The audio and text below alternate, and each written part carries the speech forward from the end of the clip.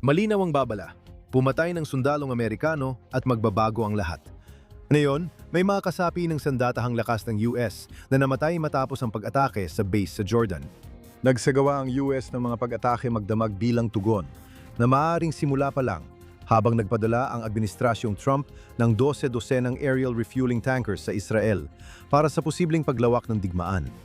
Ito at marami pang iba sa Jerusalem Minute ngayong araw. Maligayang pagbabalik sa Jerusalem Minute sa JNS TV. Nasa Jerusalem ako at si Alex Trayman ay nasa biyahe ngayong linggo, kaya sasali siya mula sa malayo. Simulan na natin.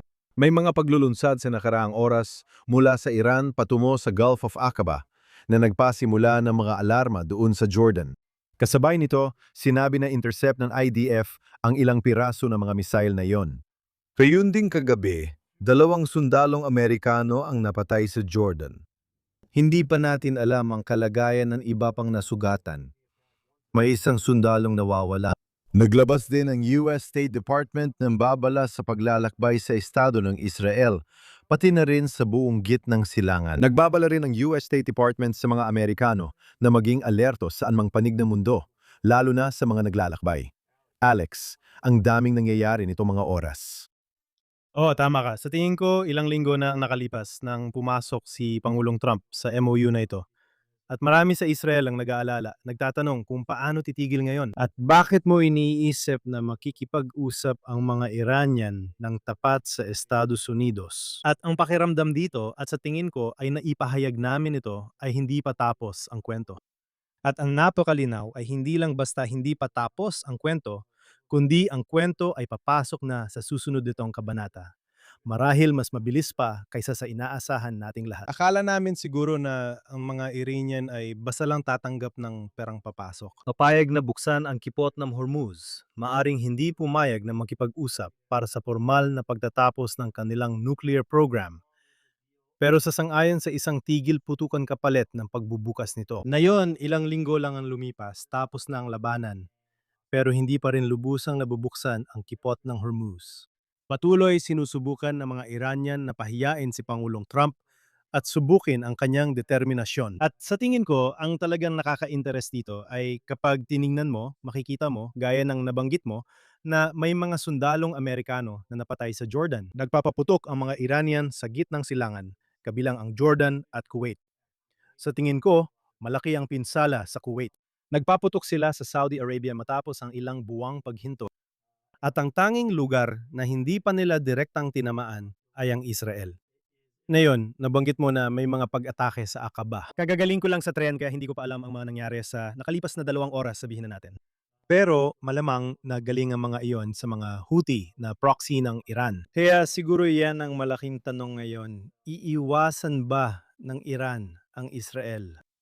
Yan ang sukdulang kakayahang magpigil ng Israel, hindi ba? Ayaw nilang makisangkot direkta sa Israel dahil alam nilang handa itong gawin ng lahat, samantalang iniisip nila na si Trump ay maaring hindi. Iyon ang kanilang pagsubok. Magpapaputok ba sila direkta sa Israel o uutusan ang mga proxy na huwag nang galawin ang Israel? O gagamitin ba nila ang estratehiyang ilang beses na nilang ginawa noon na ipadala ang mga Houthi para gawin ang maruruming gawain nila sa pamamagitan ng pagpapaputok sa Iran? Ipadala ang Hezbollah para muling pasimulan ang labanan sa hilaga ng Israel. Alex, papalapit na talaga habang pinapakita ang footage mula sa ilat ng mga interceptor na pumapailan lang. Ilang kilometro na lang at maaring tamaan na ng mga misil ng Iran, Houthi o ibang grupo ang Israel. Kasabay nito, tandaan natin ang malinaw na sinabi ni Pangulong Trump, pumatay ng Amerikanong sundalo at babalik tayo sa digmaan. Ngayon, umatake na ang US ng 6 o 7 sunod-sunod na araw, pero limitado lang. Pwede rin nating talakayin ang ilang natamaan nilang target. Alam mo, lumala talaga. 6 na tulay mga riles. Isang paliparan ng tinamaan. Sinabi ng Pangulo, pumatay ka ng Amerikanong sundalo. 2 ang patay. 1 nawawala. Di pa natin alam kalagayan niya at hahantong ito sa ganap na digmaan. Tingnan natin, alam mo, matindi talagang magsalita ang Pangulo sa lahat ng direksyon, 'di ba? Nung nagbabanta siya ng digmaan, sabi niya magwawala lahat at babalik sa madilim na panahon. Pero kapag gusto niyang makipag-usap, Sinasabi niyang mababait sila at madali kausap. Hindi niya ginagamit ang mga salita sa lahat ng pampublikong pahayag niya. Kaya hindi mo alam kung ano talaga ang posisyon niya. Parang lahat na lang. Isa itong taktika sa negosasyon sa isang banda at gusto niyang ilagay sa alanganin ang kanyang mga kalaban at masasabi ko rin, pati na rin ang kanyang mga kaalyado. Sa ganito, masasabi ko parang kakaibang estilo ng pakikipagnegosasyon na laging pinapanatiling alerto ang lahat. Alam mo yon. Ginagamit niya rin ito para linlangin ang press at media at gawing tutok sa kanya bilang estratehiya. At ang paraan niya ng paggawa nito ay sa pamamagitan ng pagsasabi ng mga katawa-tawa, halos katawa-tawang mga bagay ng palagian. Kaya alam mo, mahirap talagang malaman kung ano talaga ang gusto niyang gawin. Pero malinaw, gaya ng nabanggit mo, nabasa ko na 8 sunod-sunod na gabi na ito. Tinatamaan nila ang mga infrastruktura tulad ng planta ng kuryente at tulay na sinabi nilang susunod na yugto at ginagawa na ngayon. Sa tingin ko, daan-daan na ang natamaan nilang target kung tama ako. Ibig sabihin nito ay nagpapatuloy sila sa mga pag-atake bagamat limitado kumpara sa buong lakas ng puwersa. Kasabay nito, naririnig natin na nagdadala ang Estados Unidos ng mga fighter jet sa lugar. Ibig sabihin, maaring ito pa lang ang panimulang atake ng mas malaki pang operasyon. Ngayon, maaring taktika ito sa negosasyon. Malakas umatake, magbanta ng mas matindi.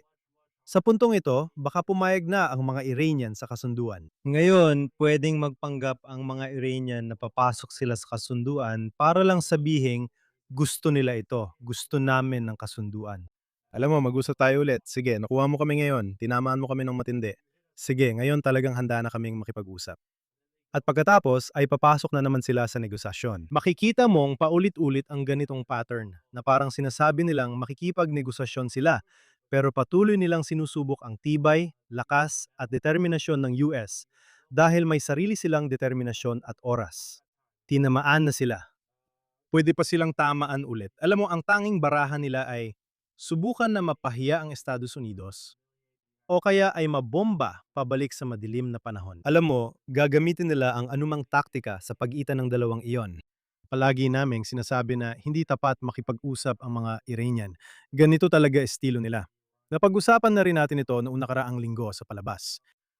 At ngayon, nakikita mo na nagsisimula tayong pumasok sa simula ng susunod na malaking digmaan. At muli, sa tingin ko, ang pinakakagiliw-giliw na bahagi dito ay hanggang ngayon, at hindi natin alam kung magpapatuloy ito, pero hanggang ngayon, hindi pa target ang Israel. Hindi sila ang tinatamaan. At hindi rin sila ang umaatake dahil mas gusto ng Estados Unidos ngayon na huwag isali ang Israel.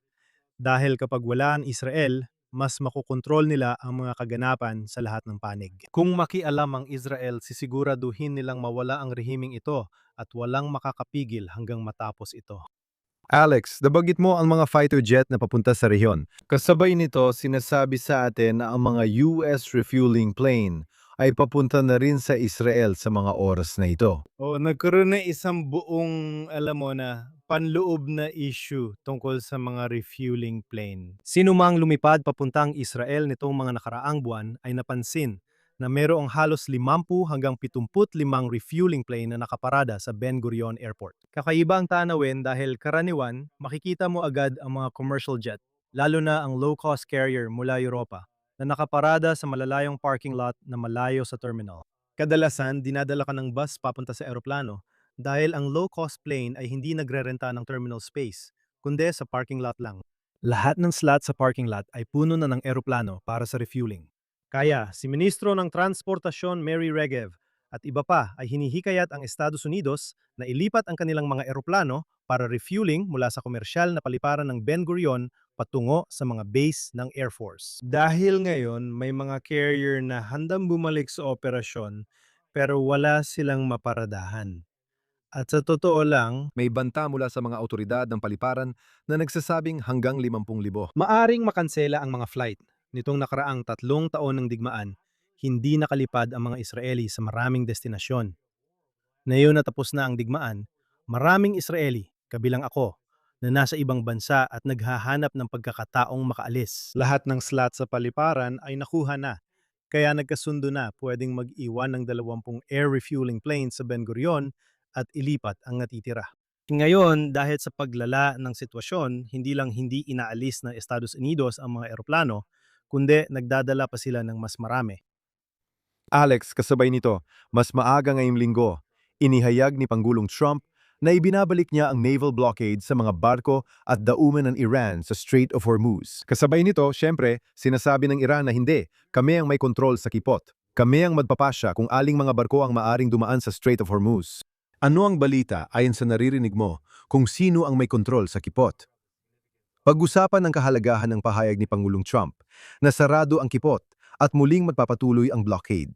Sa tingin ko hindi pa malinaw kung sino ang may control sa Straits of Hormuz ngayon. Ang alam lang natin ay muling tina-target ng Iran ang mga barko sa loob ng straits. Nag-alok ang Oman ng isang timog na daanan. Sinusubukan ng Estados Unidos alisin ang mga mina sa straits. May mga banta o alegasyon na pinuntirya ng Iran ang mga barko at may mga barkong tumama sa mga mina. Sabi ng US at CENTCOM na hindi totoo pero sa ngayon, sarado talaga ang mga straits.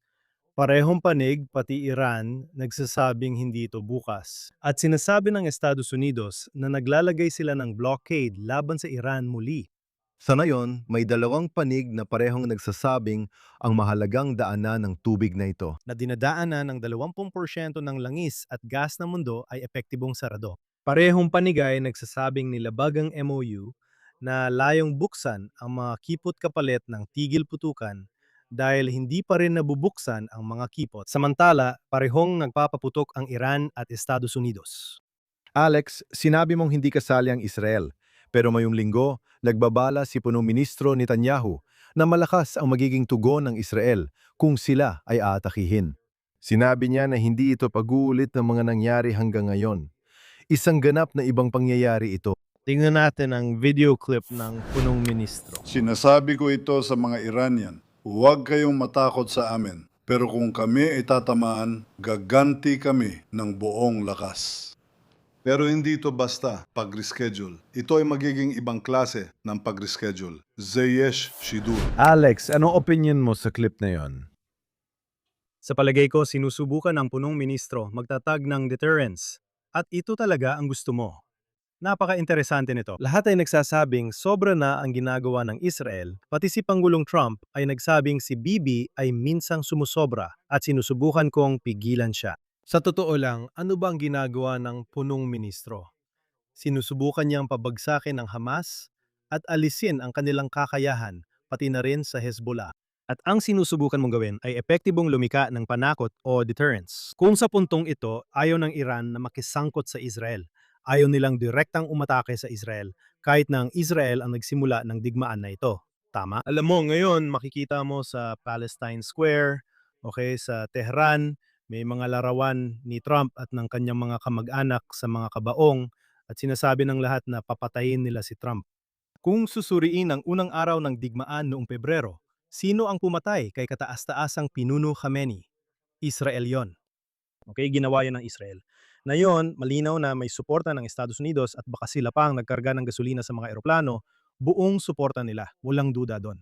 Pero Israel talaga ang nagsagawa ng pag-atake. Makikita mo na, ang Iran ay nag-aatubili pa ring atakihin ang Israel.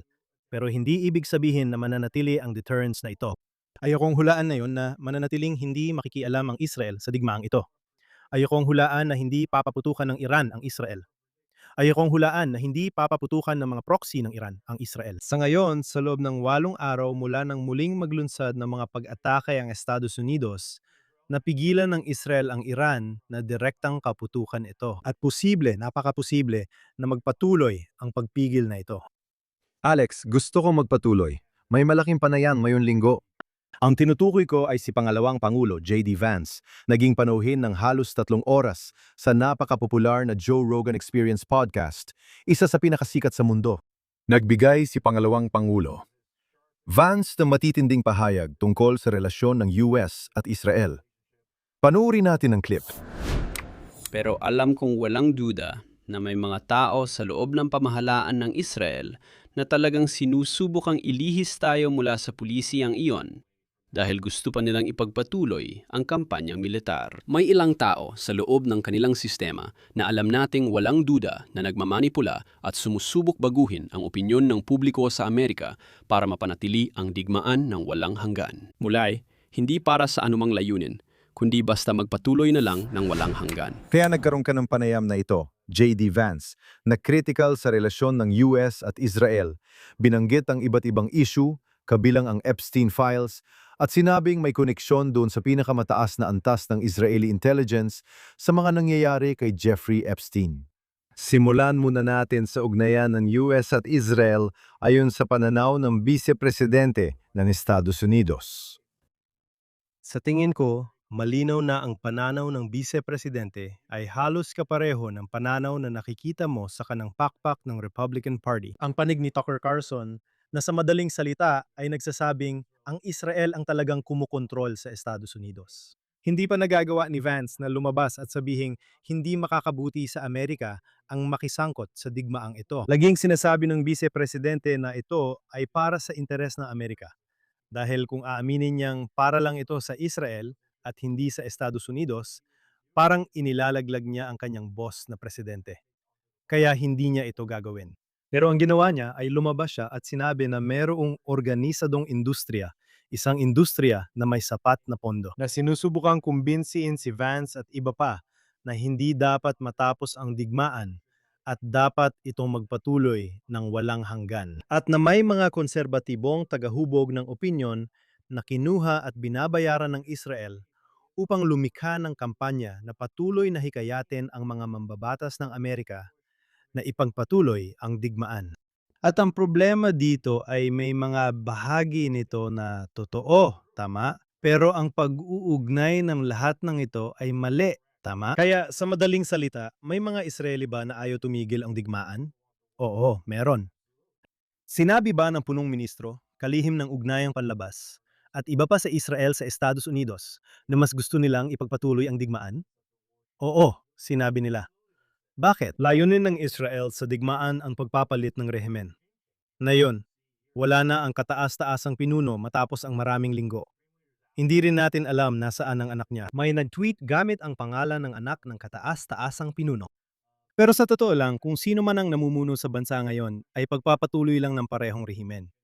Kaya wala talagang naganap na pagbabago ng rehimen at gusto ng Israel ang pagbabago ng pamahalaan. Walang duda na labis na nabigla ang Israel. Alam mo, nakita ko mismo ito sa mismong punong ministro. Nabigla sila na itinutulak na ang kasunduan, sinusubukang makipagkasundo ng isang MOU, tigil putukan, at pagtatapos ng labanan. Alam mo, iniwan niya ang Iran sa isang napakadelikadong posisyon na maaring muling subukang magmadali patungo sa mga sandatang nuclear, subukang ibalik ang kanilang mga ballistic missile. At para na itong isang galit na tigre na nakakulong sa hawla. Gustong mga Israeli na magpatuloy ang digmaan. Ngunit madalas sabihin ng punong ministro na ito ang interes ng Amerika. Naniniwala rin akong naintindihan na ng punong ministro ng Israel bago magsimula ang digmaan, kahit hindi ito lubos na naipaliwanag. Hindi ko iniisip na ito ay tinukoy ayon sa oras. Pero sa palagay ko, mayroong pangkalahatang prinsipyo na maaaring meron kang 5 hanggang 6 na linggo ng suporta mula sa himpapawid ng Amerika at gagamitin mo yon at tatamaan mo lahat ng mga lugar na gustong tamaan ng Israel at ginawa nila yon. Gusto ba ng Israel na ipagpatuloy ang digmaan? Oo, malinaw naman. Handa ba silang bumalik? Oo, sinabi na nila iyon. Hinahayaan ng punong ministro ang Amerika na panatilihing hindi muna sumasali ang Israel. Pero handa na ang mga plano ng Israel para sa labanan. Sinabi na nila iyon. Parang sinasabi nila, handa kaming sumabak kahit kailan. Ngayon, ano na ang nagawa ng Israel sa organisadong kampanya? Kinuha ng Israel si Brad Pascal, na isang eksperto sa konserbatibong media. Inupahan siya ilang buwan na ang nakalipas, bago pa man magsimula ang digmaan na ito. At ang layunin ng kampanya ay, alam mo na, paano mapapanatili ng Israel at mapapabuti ang imahe nito sa paningin ng mga Amerikanong konserbatibo. Dahil ang nakikita mo dito sa mga komento ni na J.D. Vance, Tucker Carlson, Candace Owens, Nick Fuentes, Joe Rogan. Sa isang banda sina Alex Jones, Steve Bannon, may kampanya bang subukang agawin ang suporta ng mga tapat na taga-suporta ng Israel, lalo na ng mga ebanghelikal na Kristiyano sa Estados Unidos? Nakikita ng Israel na lalo na ang mga mas batang tao ay lumalayo na sa Israel. Bahagi niyan ay may kinalaman sa dagsa ng bot traffic sa TikTok, Instagram, YouTube at iba pang lugar na nakaka-impluwensya sa opinyon ng publiko. Kabilang dito ang papel ng mga universidad sa pagtuturo sa kabataan ng revisionist na pananaw sa gitnang silangan at pagkamuhi sa Israel. Tinitingnan nila ang Israel bilang mga kolonisador, mga mananakop, apartheid at tagalikha ng genocide. Kaya ganito, tinitingnan ng mga kabataan ang Israel. Maaring iniisip ni J.D. Vance na ang mga kabataang ito ang magiging butante niya balang araw. Yuyu ko na lang ako sa kanila. Pero si Pascal ay kinuha talaga para subukang kumbinsihin muli ang mga Amerikano na suportahan ng Israel kahit bago pa nagsimula ang digmaan na ito. At ngayon, ang ginagawa ni Vance ay parang binabago niya ang pamantayan at sinasabi na kinuha ng Israel si Pascal para kumbinsihin siya at ang iba pa na hindi dapat tapusin ang digmaan. At sa totoo lang, hindi yon totoo. At hindi rin ito ang unang beses. Sa tingin ko, ito na ang ikatlo, ikaapat o ikalimang beses na si J.D. Vance ay may pagkakataong tapusin ang issue ng hindi pagkakaunawaan ng Israel at Estados Unidos. At patuloy lang niyang inuulit ang ganitong pahayag na alam mo, ang Israel, tulad ng Qatar, tulad ng China, tulad ng iba pang bansa, ay sinusubukang impluwensyahan ang patakaran ng Amerika. Medyo delikado ito para sa Israel pero sa ngayon, di ko nakikita kung paano ito titigil. O Alex, may halong reaksyon sa mga sinabi ni Vance. Sina Senador Tom Cotton at iba pa ay nagsabing wala silang alam sa anumang impormasyon tungkol sa isang operasyong Israeli na may malaking pondo para baguhin ang opinyon ng publiko. May mga komentador sa Fox na sumang-ayon at hindi sumang-ayon kay Vance. At pagkatapos, tinanong ang press secretary ng White House kung sang-ayon ba ang presidente kay J.D. Vance tungkol sa kung sinusubukan nga ba ng Israel na manipulahin ang opinyon ng publiko sa Amerika. Silipin natin ang White House press secretary. Tungkol sa Iran, naging panauhin si Vice Presidente J.D. Vance sa podcast ni Joe Rogan kahapon at pinag-usapan nila ang Israel kung saan sinabi niya ito. May ilan tayong kilalang tao sa kanilang sistema. Walang duda, may mga nagmamanipula at gustong baguhin ang opinyon ng publiko sa Amerika para magpatuloy ang bigmaan ng walang katapusan. Sumasang-ayon ba ang Pangulo dito? Sa tingin ko, siguradong sang-ayon ang Pangulo na may mga banyagang bansa na gustong impluwensyahan ang opinyon ng publiko sa Amerika. Isa itong pangunahing katotohanan. Alex, ang totoong issue dito ay si Pangulong Trump. Sa tingin mo ba sumasang-ayon na siya ngayon kay J.D. Vance? Napag-usapan na natin ang dalawang kampo sa White House. J.D. Vance sa isang panig, sina Rubio at si Pete Hegseth sa kabilang panig. Sa tingin mo, saan kaya nakapwesto ang presidente ngayon? Ibig kong sabihin, ito ang kanyang vice-presidente. Maaari maging kandidato ito sa pagkapangulo sa loob lang ng 2 taon. Talagang mahalaga ito.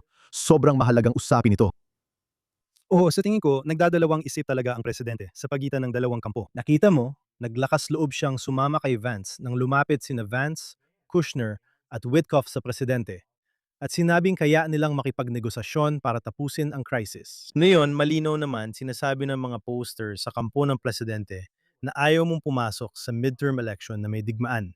Gusto mong pumasok na may tagumpay. At alam mo, sina Kushner at Witkoff ang nakikipagnegosasyon para sa tigil putukan. At sinasabi nila sa kanya na ang tanging paraan ay makipagnegosasyon para sa tigil putukan. At si Vance ay naglakas loob na pangunahan ang negosasyong iyon. Malalaman natin mamaya kung tinanggihan ni Marco Rubio ang trabaho. May mga balita na tinanggihan ni Rubio, kalihim ng Estado, ang negosasyon sa mga Iranian, kaya tinanggap ito ni Vance na ngayon naglakas loob sa tungkulin. Sa huli, tingin ko talagang babalik ito sa kanya ng masama.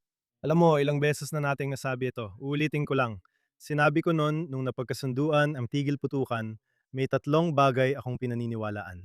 Pinagkakatiwalaan ko ang kagustuhan ng ating mga kaaway na manatiling kaaway natin. Nakikita mong patuloy ginagawa ng mga Iranian ang sa tingin ko'y pinaka-predictable nilang ugali. Pangalawa, hindi ko masasabi sa totoo lang, dun sa una, na ang predictable na ugali ay ang makatuwirang ugali. Tama ba? Lagi kasing sinasabi ng tao na makatuwiran ang mga Iranian. Ipinapakita nilang hindi sila handang kumilos ng makatuwiran, pero madaling hulaan ang kilos nila dahil sinasabi nila kung ano ang kanilang paniniwala. Ang problema, maraming kanluranin ang ayaw makinig sa totoong sinasabi nila. Dapat makinig ka sa mga kaaway mo.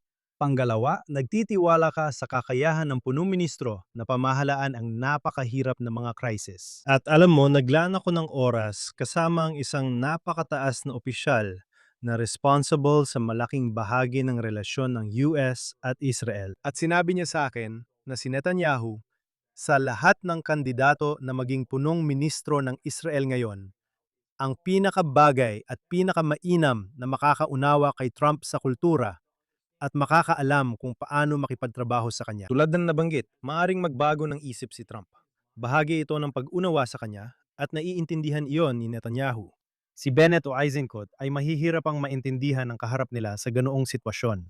Pero napag-aralan na ni Netanyahu si Trump, nakatrabaho na niya ito, at may mga nagawa na silang magkasama. Nabangga na rin siya sa pader kay Trump pero nakabawi siya mula ron. Nakakahanap siya ng paraan at natutunan niyang malusutan ang ganoong sitwasyon. Kaya nagtitiwala ako sa punong ministro na kayang mag-navigate sa komplikadong sitwasyon sa iba't ibang administrasyon at maraming kaaway.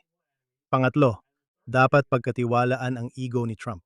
At ang mga Iranian ay talagang paulit-ulit na sinusubukang pahiyain ang Pangulo. At ang Pangulo ay may ego, malaking ego. Kung ibig sabihin nito ay isasakripisyo si Vance at ang kanyang negosasyon, kumbaga, kahit ihulog pa sa bangin, maaring gawin niya yon. Dahil sa huli, hindi niya hahayaang matalo siya ng mga Iranian. Lalo na't siya mismo ang nagsabi na ang mga Iranian ay hindi pa nananalo sa digmaan, pero hindi pa natatalo sa negosasyon. Hindi papayag ang may akda ng The Art of the Deal na matalo sa negosasyon laban sa mga Iranian. Alex, magpatuloy tayo. Nasa Roma, Italia ka, kung saan ginaganap ang negosasyon ng Israel at Lebanon para sa kasunduang normalisasyon na yung linggo. Base sa alam ko, may direkta kang impormasyong mula sa loob tungkol sa mga negosasyong iyon. Mahalaga yatang ibahagi mo ito sa mga manonood. Oo, nakausap ko ang ilang matataas na opisyal ng Israel na kasali sa negosasyon habang nasa Roma matapos magtapos ang mga iyon. At sa tingin ko, ang kamanghamanghang bagay na nakuha ko mula sa mga pag-uusap ko ay ang mga negosasyon ay isinagawa sa isang napakagiliw na kapaligiran.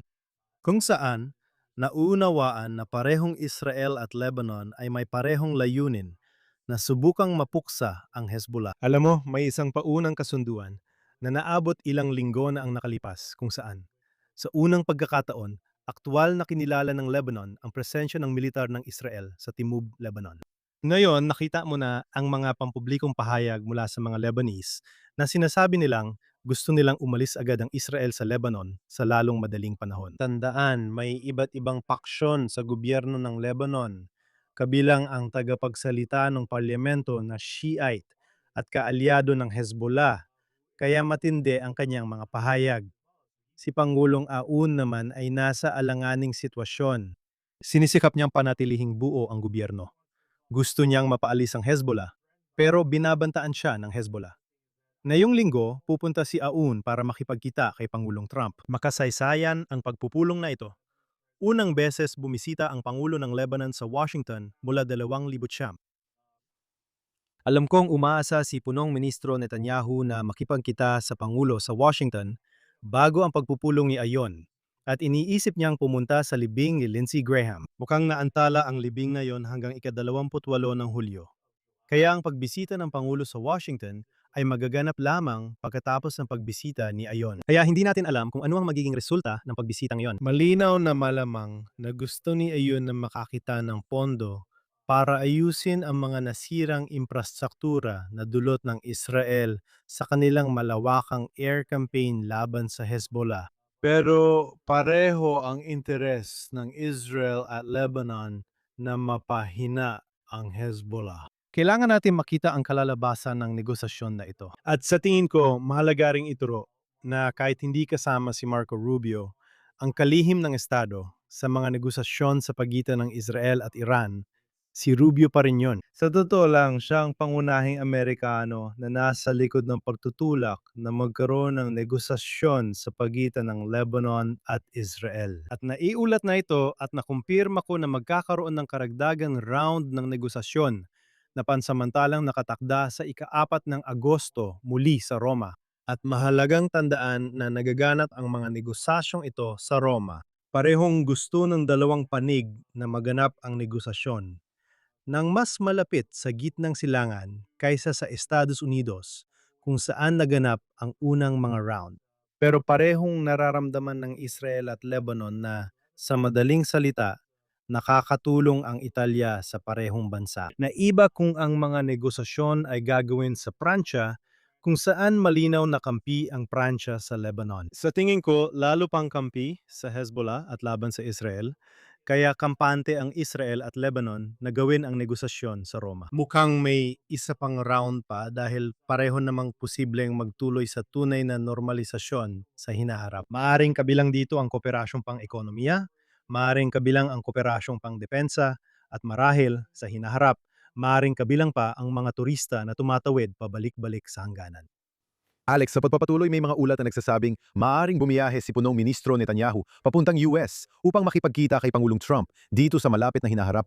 Kasabay nito, kung magtutungo si punong ministro Netanyahu sa New York City sa Setyembre para dumalo sa UN General Assembly, may alkalde ng New York City, Zohar Mamdani, na nag-iisip kung pwede niyang arestuhin si punong ministro Netanyahu kung pumasok ito sa New York City.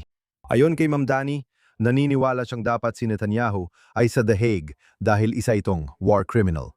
Panurin natin ang clip na ito. Naniniwala akong nararapat si punong ministro Netanyahu sa The Hague. Isa siyang kriminal sa digmaan na kinasuhan na ng International Criminal Court. At makikikita mo na ang opinyong yan ay pinaniniwalaan ng marami dahil na rin sa mga ginawa niya nitong mga nakaraang taon.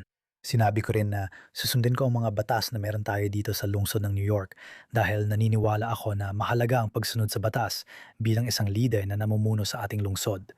At yan ang plano kong gawin. Ibig sabihin, pasensya na. Hindi ko maintindihan kung ano ang ibig sabihin yan. Ibig sabihin, kung ano man ang pinapayagan ng batas na gawin ko dito sa lungsod ng New York, yun ang gagawin natin. Pero hindi tayo gagawa ng sarili nating mga batas para lang doon. Ano ang pinapayagan kang gawin ng batas? Pinag-uusapan namin ito kasama ang legal department para malaman ang mga posibleng hakbang sa munisipalidad. Alex, posible ba talaga na maaresto si punong ministro Netanyahu kung pupunta siya sa New York City sa Setyembre? Sa palagay ko, makakatulong kung titingnan natin ang mga tweet ni Mike Waltz, ambassador ng Estados Unidos sa UN. At ipakita ito sa screen. Ayon kay Waltz, palabas lang sa politika ang ginagawa ni Mamdani. At ipinaliwanag niya na ang Estados Unidos ay hindi lumagda sa International Criminal Court. Tulad ng Israel, hindi kasali ang Estados Unidos sa tinatawag na Kangaroo Court na International Criminal Court. Alam mo, may iba ring nagsasabi na walang naging paglilitis, wala pang hatol, tama? Na nagkaroon lang ng panawagan para sa isang arrest warrant. At samantala, walang jurisdiksyon dahil ang Estados Unidos ay hindi miyembro, hindi kasali sa desisyon. Ang pangalawang punto, kapag ang punong ministro ay magsasalita sa United Nations sa New York, merong diplomatic immunity ang mga pinuno ng Estado. Kaya sa pagdaan ng mga taon, nakapagsalita ang mga leader ng Iran sa United Nations. May mga leader ng Palestina nang nagsalita sa United Nations dahil ang United Nations ay nagbibigay ng diplomatic immunity sa mga pinuno ng Estado. Si Netanyahu ay isa ring pinuno ng Estado. Kaya tinatawag to ni Waltz na political theater. Laging pinahahalagahan ng punong ministro, kapag posible, ang pagkakataong makapunta sa entablado ng United Nations upang ipahayag ang panig ng Israel sa buong mundo. Ito ang lugar na kabisado ni Netanyahu. Dati siyang Israeli ambassador sa United Nations, isa sa unang destinasyon ng kanyang karerang diplomatiko. Nagsalita rin siya doon nung nakaraang taon. Sa tingin ko, komplikado ngayong taon ang schedule. Dahil kasabay ng high-level week sa United Nations, ang pista ng mga Hudyo at Sukkot. Pero kailangan nating makita kung darating ang punong ministro. Pero tiyak, walang otoridad si Mamdani na arestuhin ang punong ministro. Narinig ko rin ang ilang taga New York na nagsabing ang JCCRC, isang liberal na grupong Hudyo sa Manhattan, nagsabi na ang alkalde ay dapat mag-focus sa mga lokal na issue. At hindi ka naman naghahalal ng alkalde ng isang lungsod para humawak ng mga issue sa palabas na pulisya. Pulisya. Hindi talaga saklaw ng isang alkalde yan. Kaya nga, tulad ng sinabi ni Mike Waltz, literal na palabas lang sa politika ang nangyayari dito. Alex, may oras pa tayo para sa isa pang paksa ngayon, ang relasyon ng US at Israel. Tinanggihan ng House ngayong linggo ang pagboto sa pagbawas ng tulong militar sa Israel. Kahit na ito ay tinanggihan, nakakabahala pa rin makita ang mga numero dito. May 314 na bumuto na huwag itigil ang tulong militar sa Israel. 104 ang pabor sa panukala. 10 ang bumutong present. Kaya narito tayo sa sitwasyon na nabigo ang boto. Pero sa kabila nito, meron pa ring 104 sa tingin ko. Karamihan ay mula sa Democratic Party na bumuto laban sa tulong militar ng US sa Israel. Hindi ko sinasabi na may sitwasyon kung saan sinasabi ng Israel na gusto nilang itigil ang tulong militar. Hindi yon ang punto. Ipinapahiwatig nilang hindi nila sinusuportahan ang mga depensibong hakbang ng Israel sa Gaza at Lebanon. Nakikita nila ito bilang mga hakbang na mapanlaban at itinuturing nila ito bilang tulong para sa pag-atake. O alam mo, unang-una, kung titingnan mo ang kabuuang bilang ng boto, ibig ko sabihin, Malinaw na pabor ito sa pagbibigay ng tulong militar sa Israel. 'Di ba? Meron silang 304 mga, alam mo na, 100 ang tumutol. Halos lahat ng Republican, batay sa nakita ko sa botohan, ay bumuto pabor sa tulong. Isa lang ang tumutol sa Republican Party at ilan ay bumuto ng present. Pero sa totoo lang, ang napakalaking mayor dyan ng mga Republican ay gusto talagang magpatuloy ang pagbibigay ng tulong militar sa Israel. At halos kalahati ng mga Democrat ay bumoto laban sa tulong militar na medyo nakapagpapalakas loob din. Kalahati lang ng mga Democrat ang ayaw ng tulong militar. Ngayon, sa tingin ko, maaari mo ipalagay na mas dadami pa ito. Tumataas ang mga numerong ito. At sa bawat boto sa hinaharap, maaari mong makita na mas dumarami ang mga Democrat na bumoboto laban sa tulong militar. At maaari mo ring makita na mas dumarami ang mga Republican na bumoboto laban sa tulong militar. At ito ay bumabalik tayo sa isa sa mga unang paksa na tinalakay natin dito na, alam mo, ang mga komento ni J.D. Vance. Tama ba? Kaya ang nakikita mo ay si Vance mismo ay tila, alam mo, pumapanig o unti-unting kumikiling sa pananaw ng mga Republican na talagang boboto laban sa tulong militar. Tila maingat pero mahalaga niyang ipinapakita na ang usapin tungkol sa tulong militar, alam mo, ay isang malaking tandang pananong dito. Kaya ito ang dapat mong bantayan habang sumusulong tayo. Muli, mahirap talaga ang sitwasyon. Sa tingin ko, para sa punong ministro ng Israel, kailangan na niyang basahin ang sitwasyon at kilalanin na pabawas na ng pabawas ang mga Amerikano na gustong magbigay ng tulong militar sa Israel. Kahit na napakalakas ng dahilan para suportahan ng Estados Unidos ang pagbibigay ng tulong militar sa Israel, hinihikayat ko pa rin ang lahat na pakinggan at basahin ang mga isinulat ni Yoram Edinger na sa tingin ko ay mas mahusay magpaliwanag tungkol dito kaysa kanino man. Ito ay dahil ang tulong militar sa Israel ay talagang malaking biyaya para sa Estados Unidos pagdating sa kung ano ang natatanggap ng Amerika kapalit ng ugnayang ito. Sabi ni dating Ambassador sa US at Ministro ng Strategic Affairs Ron Dermer, madali lang ipaliwanag ang dahilan, pero hindi ito na ipapaliwanag ng tama ng mga tao. Mas malaki ang benepisyo ng Estados Unidos kaysa sa $38 bilyong na binabayad sa loob ng 10 taon. At ang tulong na ibinibigay ng Estados Unidos sa Israel ay mas maliit kumpara sa perang ginagastos para sa mga base ng US sa mga bansang NATO, sa Europa, o sa South Korea, o sa Japan, o sa iba pang mga lugar. Ang Israel ay nagsisilbing forward military base ng Estados Unidos. Maraming dahilan kung bakit nakikinabang ang US sa tulong militar. Ngayon, malakas na ang Israel sa ekonomiya. Kaya dapat pag-isipan na huwag bigyan ng dahilan ang mga demokratiko o republikano na sabihing hindi na dapat tulungan ng Israel. Dapat sabihin ng Israel na magbuo tayo ng ibang partnership tulad ng Joint Defense Fund na parehong US at Israel ang mag-aambag para makabuo ng mga solusyon laban sa mga paparating na missile gaya ng Iron Dome na magkasamang ginawa. Maraming oportunidad para sa military partnership ng dalawang bansa. Pero sa ngayon, hindi kailangan ng tulong ng Israel. Sanay agad kumilos ang punong ministro sa direksyong ito. Nitong huli, sinabi niyang nais niyang unti-unting mawala ang tulong sa loob ng 10 taon. Alam mo, dapat mo sigurong unti-unting alisin ito sa loob ng 1 taon at tuluyang iwasan na. Para sa budget ng 2027, haharapin pa rin natin ito. Unti-unti natin itong aalisin pero itigil na ang military aid, baguhin ang relasyon at iakma ang budget dito. Ang 3.8 bilyong dolyar kada taon ay mas mababa sa 2% ng budget ng Israel. Kaya kailangan magplano ang Israel paano makukuha ang pera. Pero kasabay nito, ang gusto mong matiyak ay ang bentahan ng armas sa Israel. Kahit pa sa buong presyo ay garantisado. May ilang demokratiko ang nagsabi na huwag na lang magbenta ng armas. Kaya dalawang tanong ang lumitaw. Isa ay ang tulong militar, kung saan nakita mong 100 kongresista ang bumuto laban sa tulong militar. Pero may ilang dosenang kongresista rin na nagsasabing huwag na lang magbenta sa kanila. Mas delikadong bantay yon kaysa sa usapin ng tulong militar.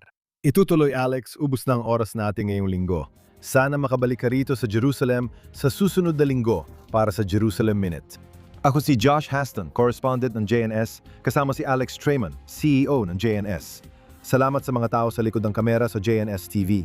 Bigyan nyo kami ng super thanks. Mag-subscribe at siguraduhin bisitahin nyo ang jns.org para sa lahat ng pinakabagong balita mula sa Israel, Gitnang Silangan at sa buong mundong Hudyo. Kita-kits ulit next week sa Jerusalem Minute sa JNS TV.